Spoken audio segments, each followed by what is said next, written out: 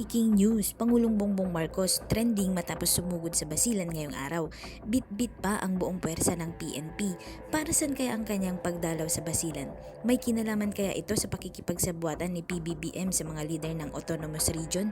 Hindi kaya may kinalaman ito sa pag-atake sa kanya ng mga Duterte? Kaya naman mga kabayan, samahan niyo ako para sabay-sabay nating himayin itong mainit na balita sa araw na ito.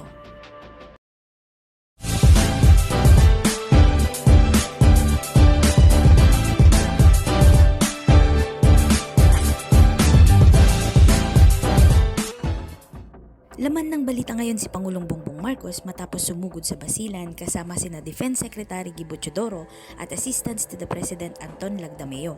Ito ay para pangunahan ang panabang si Kasinyangan peace offering ceremony kung saan tinatayang 400 to 500 na armas ang na-decommission o mga armas na nakolekta para hindi na magamit pa sa lingwahe ng Tagalog. Ang peace offering ceremony na ito ay simbolo na nagkakaisang bansa tungo sa mapayapang Pilipinas. Tatandaan ang malaking engkwentrong naganap sa Basilan noong taong 2007 sa pagitan ng MILF at Philippine Army, kung saan 11 sa hanay ng mga Philippine Marines ang napugutan ng ulo. Dahil dito, kinakatakutan at kilalang taguan ng mga terorista ang Basilan. Sa talumpati ni Pangulong Bongbong Marcos kanina, sinabi niyang siya daw ang kauna-unahang presidenteng pumunta sa Basilan pagkatapos daw maging ground zero ang lugar dahil sa mga digmaan o gera. Sinabi din ng Pangulo na malinaw na daw ang progreso ng kapayapaan sa lugar. I'm very happy to be here in beautiful, bountiful, and breathtaking Basilan. Our presence in today's event reaffirms the truth that what was once a ground zero of war is now turned into an epicenter of peace. A province that was once tainted by violence and terrorism is now a zone of peace, made possible not by military might, but more so by a people saying no to violence. Dagdag pa ng Pangulo na patuloy ang gobyerno para sa mga programang decommissioning at sikaping pasukuin pa ang iba pang mandirigma na sumuko na at magbalik loob sa gobyerno.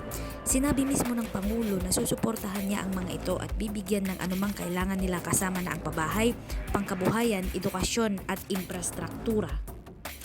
Kasama ninyo ang pambansang pamahalaan sa bagong hamon na hinaharap ninyong ito.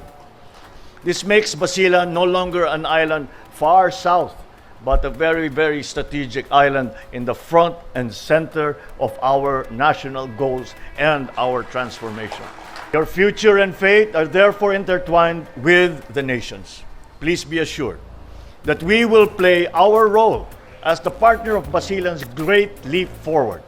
May the hope that we feel today sustain what we have already achieved in Basilan and power us towards a bagong Pilipinas. Pagkatapos ng seremonya, hinimok naman ng Pangulo ang hukbo sa Basilan na siguraduhin ang mapayapa at maayos na halalan sa susunod na taon. Kinilala din ng Pangulong Marcos ang mga hakbang ng militar upang mapabuti ang seguridad sa rehiyon at ipaabot ang kanyang kumpiyansa sa grupo na gampanan ang kanilang tungkulin bilang tagapagpanatili ng kapayapaan. And so this is what we have to do now. Kaya't lagi kong sinasabi pag pinupuntahan ko mga iba't ibang unit natin, talaga namang sa nakaraang sa kasaysayan ng Pilipinas, ang hinihingi natin sa mga sundalo natin ay maging talagang makatapang na warfighter. Mukha naman talagang natupad yung mission na yun. You've been able to do that. But now we also have to be peacemakers and peacekeepers. And that is why it is a continuing process. Hindi naman ganun lang kasimple. At basta't natigil ang putukan, kailangan pa rin na tayo tumulong sa mga sumama na sa atin. At para naman maramdaman nila na sila ay inaalagaan. Thank you to the Special Assistant Secretary Anton Lagdameo. Please take your seats. The distinguished ambassadors and partners from the Diplomatic Corps and the other NGO agencies who have joined us here today in commemoration for all of the assistances that they have provided in making BARM a success and in bringing peace to this area. National Defense Secretary Gilbert Teodoro, National Security Council Secretary Ed Año, the Presidential Advisor on Peace, Reconciliation, and Unity, Secretary Charlie Galvez, BARM Chief Minister Alhaj Murad Ibrahim, and of course, Basilan Governor Hajiman Hataman Saliman, and other distinguished guests, ladies and gentlemen, mga kasamahan ko sa pamahalaan, ang aking mga kababayan, magandang umaga sa inyong lahat. Good morning and assalamu alaikum. I am very happy to be here in beautiful, bountiful, and breathtaking Basilan. Our presence in today's event reaffirms the truth that what was once a ground zero of war is now turned into an epicenter of peace. A province that was once tainted by violence and terrorism is now a zone of peace, made possible not by military might, but more so by a people saying no to violence. Peace is more than just a cessation of hostilities. It is about the creation of a social order that values human dignity, improves lives, and promotes progress. Peace is totally achieved, not when the sound of gunfire has ended. It is when the clamor for better lives has been met. This is the kind of peace that we see the dawn of here in Basilan. This is the kind of peace where the depressing tally of the casualties of war has been replaced by the statistics of human development.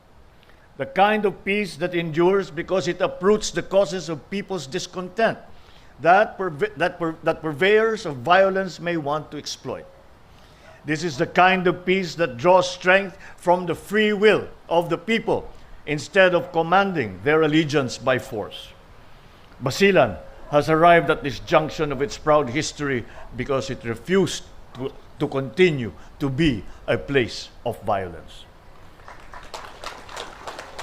Like its ancestors who fended off colonizers, the Yakans, the Tausugs, the Chabacanos, repudiated modern-day terrorism that was trying to enslave them by enchanting them with lies. Attacked and threatened, the people of Basilan stood their ground again and again and again.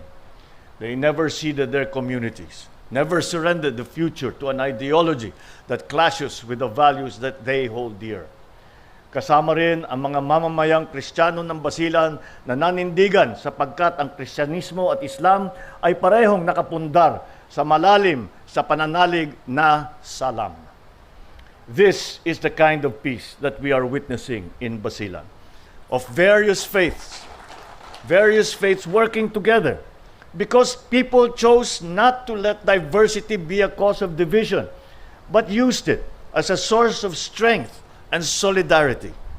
So amidst these triumphs, it is just fitting that a year ago, you unveiled the Kasanyangan Monument, not just a memorial of the hard road to peace or a manifesto of never going back to the path of violence, but a reminder of the long journey ahead that we have yet to undertake. But by your actions, you have honored the ideals that this monument stands for.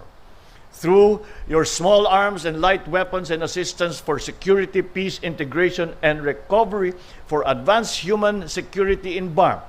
These programs, the province of Basilan and its partners have facilitated the surrender of more than 400 firearms in exchange for livelihood opportunities, the documentation of more than 4,000 high-powered and small weapons, and the processing of almost 200 licenses to own and to possess firearms.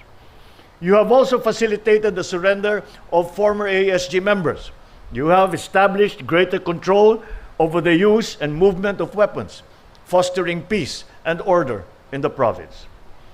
For that is how peace is strengthened, by disarmament, by decommissioning, by demobilization, in a society which has rejected arms as tools for political ends. I recognize our public servants in the provincial government of Basilan, the Office of the Presidential Advisor, Peace and Reconciliation and Unity, or PAPRU, the AFP, the PNP, and the community and religious leaders, including the volunteers for going above and beyond your call of duty. And of course, the political leadership, the governors here of the BARM provinces who are joining us in this important day. I also want to thank our international partners and our allies, particularly the UN, the EU, and the governments of Japan and Australia, for your unending support to our pursuit of a just and amicable peace. It must be woven now into the fabric of social life. In the case of Basilan, the harnessing of its potentials, a land blessed with resources and the people rich in talent, is the key to enduring peace, one that is based on common progress and shared prosperity. Basilan's new role is now the war against hunger.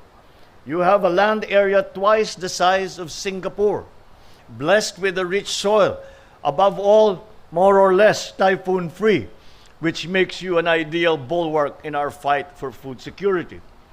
Ang kailangan lang ay tulungan ng Basilan para maging isang lubos na food and fisheries production center. Kasama ninyo,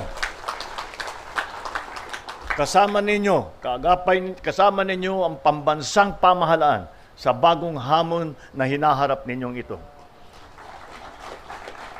When these agri-fisheries potentials will be unlocked, the whole country, not only Basilan, not only BARM, but the whole country will benefit.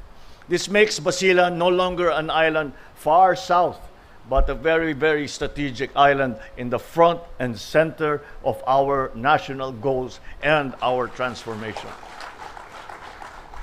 Your future and fate are therefore intertwined with the nation's. Please be assured that we will play our role as the partner of Basilan's great leap forward. May the hope that we feel today sustain what we have already achieved in Basilan and power us towards a bagong Pilipinas. Maraming salamat sa inyong lahat. Mabuhay tayong lahat at magandang umaga po sa inyong lahat.